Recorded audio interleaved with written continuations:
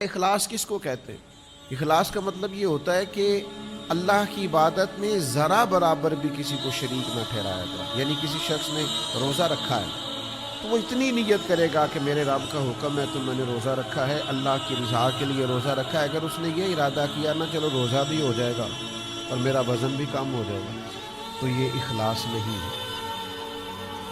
کسی شخص نے نماز پڑھنی ہے اللہ کی رضا کے لیے، اور اگر وہ نماز اس لیے پڑھے کہ نماز ایک بہترین ورزش بھی ہے اور جب میں نماز پڑھوں گا تو اس سے میرے اعضاء کے اندر بہتری بھی آئے گی اور میرے وجود کو اس سے اطمینان بھی نصیب ہوگا اور میرا جسم جو ہے وہ بہترین حرکت کرنے لگے گا، کام کرنے لگے گا، تو یہ والی نیت شامل کرنا ساتھ درست نہیں ہے. محض اللہ کی رضا کے اس پر حدیث موجود ہے.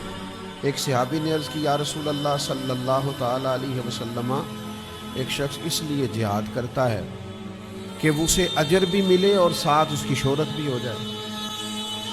سیاستہ میں حدیث موجود ہے. نبی پاک علیہ السلام نے فرمایا، اچھا یہ آپ اس حدیث کے لفظوں پر غور کریں.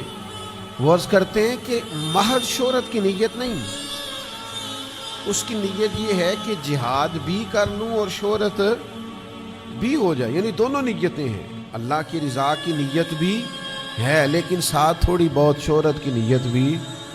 یا رسول اللہ اجر ملے گا؟ تو اللہ کے رسول نے دو ٹوک لفظوں میں فرمایا اس بندے کو کوئی اجر نہیں ملے گا. پھر عرض کی دوسری دفعہ یا رسول اللہ نیت جہاد کی بھی ہے لیکن ساتھ اس کا خیال ہے کہ مشہور بھی ہو جاؤں. تو کریم فرمانے لگے اسے کوئی اجر نہیں ملے. 6 بار پوچھا، تیسری بار عرض کی یا رسول اللہ صلی اللہ علیہ وسلم نیت جہاد کی بھی ہے لیکن ساتھ خیال یہ ہے کہ میں شہرت بھی پا جاؤں، تو حکم کیا ہے؟ حبیب کریم علیہ الصلوۃ والسلام نے فرمایا حکم یہی ہے کہ اس بندے کو کوئی اجر نہیں ملے.